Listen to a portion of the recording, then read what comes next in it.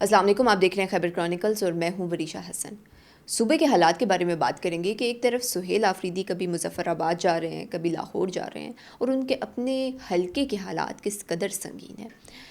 ہم افغانستان اور پاکستان کے تعلقات کے بارے میں بات کریں گے کہ افغان طالبان نے پرانے بارڈر کلیمز کو دوبارہ زندہ کرنے کی کوشش کی ہے، اور پاکستان کے اندر سیکیورٹی کرائسس کو مطلب اس کا ذمہ جو ہے وہ اسلام آباد پہ ڈال دیا۔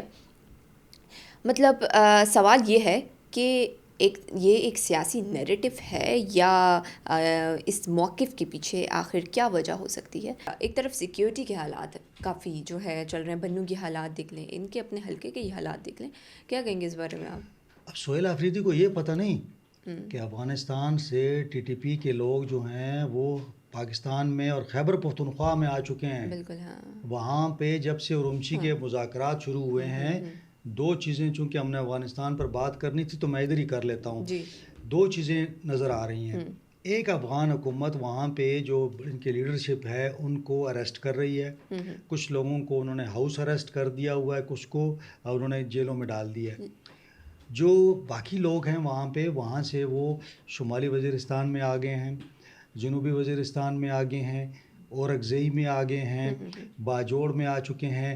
خیبر ڈسٹرکٹ جو وزیر اعلیٰ صاحب کا ڈسٹرکٹ ہے، ان کو یہ پتہ نہیں ہے کہ ٹی ٹی پی کی بہت بڑی تعداد جو ہے اس وقت ہزاروں میں وہ کراس کر کے مختلف جگہوں سے پاکستان کے اندر آ گئے ہیں۔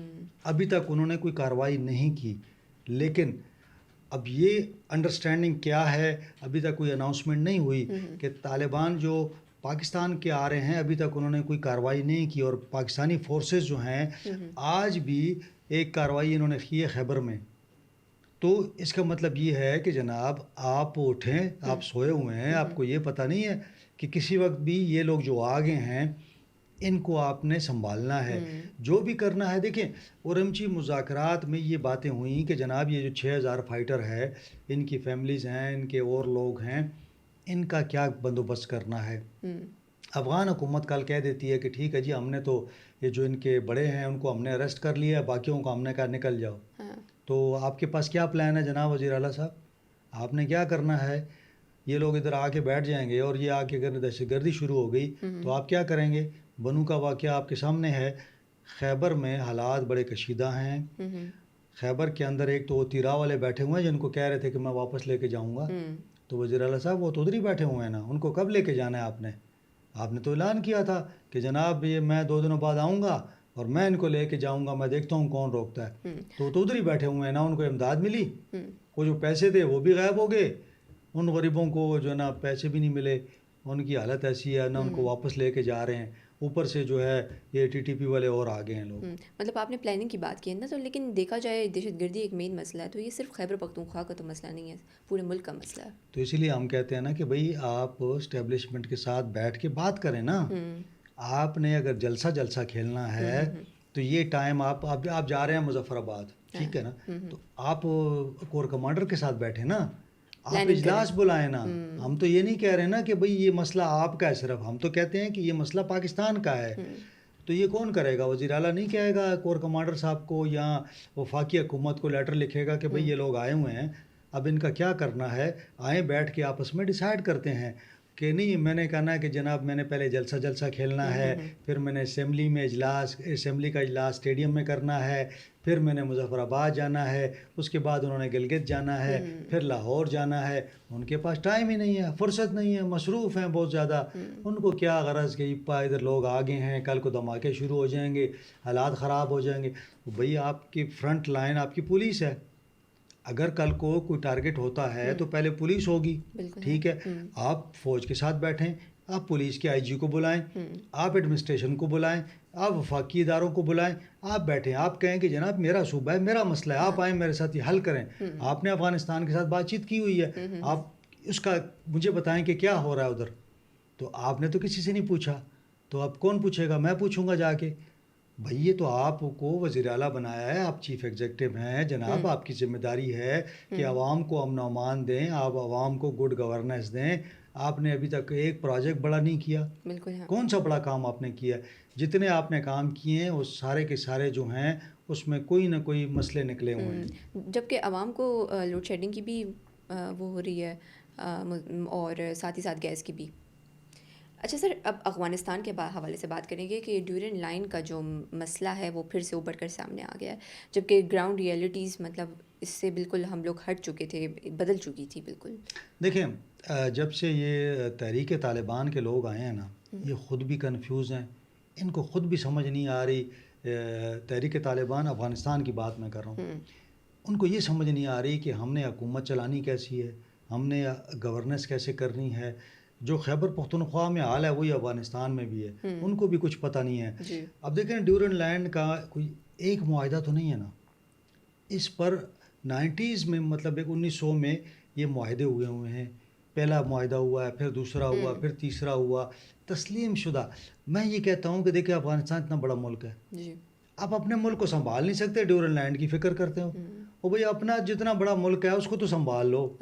آپ کی آبادی جو ہے، آپ اپنی آبادی کو نہیں سنبھال سکتے. ان کو وہاں پہ حالات کیا ہیں، آپ کہتے ہو ڈیورنڈ. اور بھئی اگر آپ کو ہم 2 انچ 5 انچ دے بھی دیں تو آپ نے کیا کر لینا اس کا؟ جو آپ کے پاس ہے اس کی حفاظت آپ نہیں کر سکتے.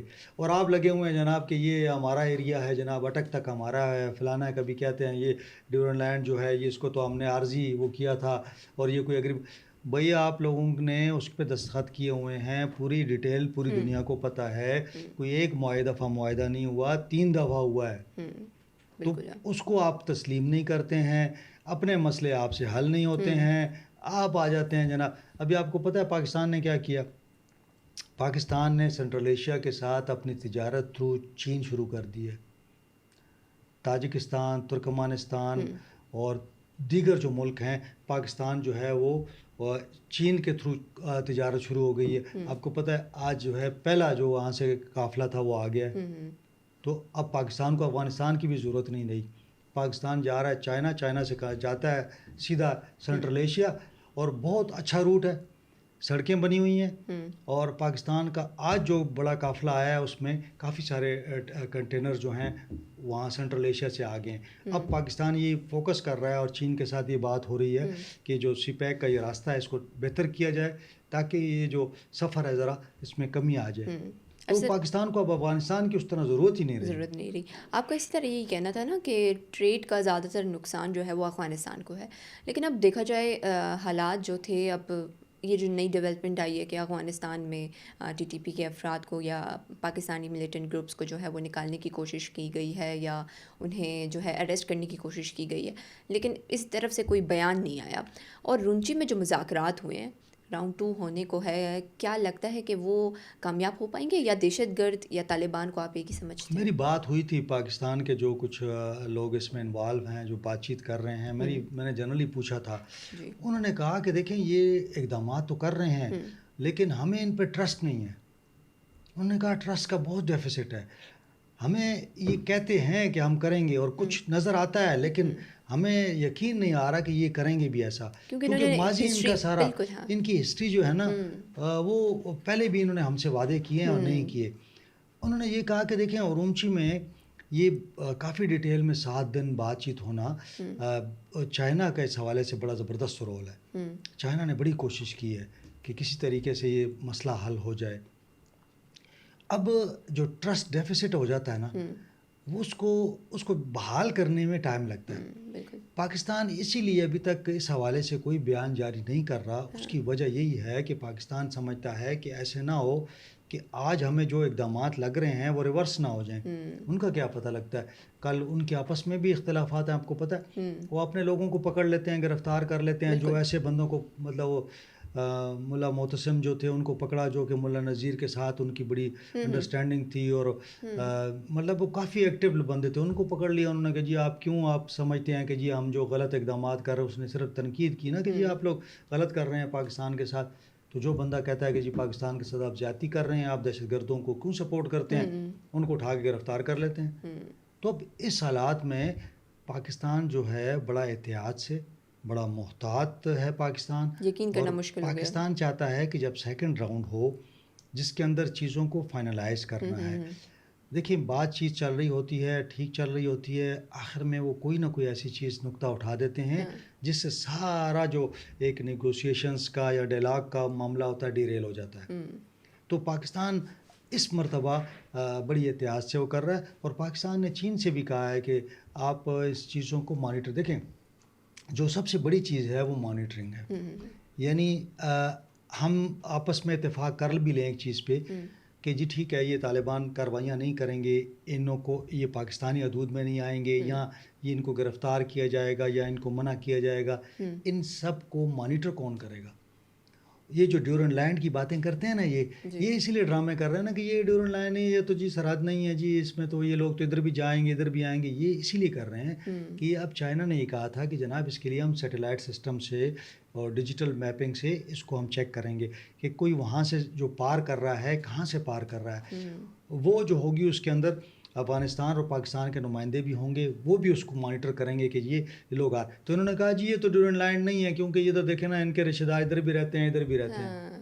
تو یہ پاکستان کو بھی پتہ ہے کہ یہ جب یہ عملی کام آئے گا نا، یعنی جب میز سے اٹھ کے ہم دیکھیں گے کہ یہ اب ایکچولی فزیکلی میدان میں کام آ رہا ہے، تو یہ اس کے اندر ڈنڈی ماریں گے. تو اس وجہ سے پاکستان تھوڑا سا محتاط ہے. اور یہ اب یہ ایشو کھڑا کر کے کہہ دیں گے کہ جی جناب یہ 10-15-20 کلومیٹر کا ایریا تو جی یہ تو ہمارا ہے، یہ ان کا ہے، یہ لوگ ادھر جاتے ہیں، ان کے رشتہ دار ادھر رہتے ہیں اور یہ یہاں ہی گھومتے رہتے ہیں. تو یہ پاکستان تسلیم نہیں کرے گا. دنیا نے تسلیم کیا ہوا ہے کہ یہ انٹرنیشنل بارڈر ہے اور چل رہا ہے، دوسری صدی ہے چل رہا ہے. تو کوئی اس پہ میرا خیال ہے کہ پاکستان اس پہ کوئی کمپرومائز نہیں کرے گا. اور اگر پاکستان نے بڑا واضح کر دیا ہے کہ پاکستان چونکہ ایران کے معاملے میں بیزی ہے، اور اس کے بعد پاکستان جو بنو میں ہوا تھا اس کا پاکستان ابھی تک جواب دے گا، بھرپور جواب دے گا. اور اس مرتبہ جو ہے نا وہ پرانے والے جو تھوڑا بہت جواب دیا تھا، اس مرتبہ زبردست جواب ہوگا. بہت شکریہ ارشد سر آپ کا. یہیں پہ ہماری پوڈ کاسٹ کا اختتام ہوتا ہے. اپنی رائے کا کمنٹ سیکشن میں ضرور کیجیے. مجھے دیں اجازت. اللہ حافظ.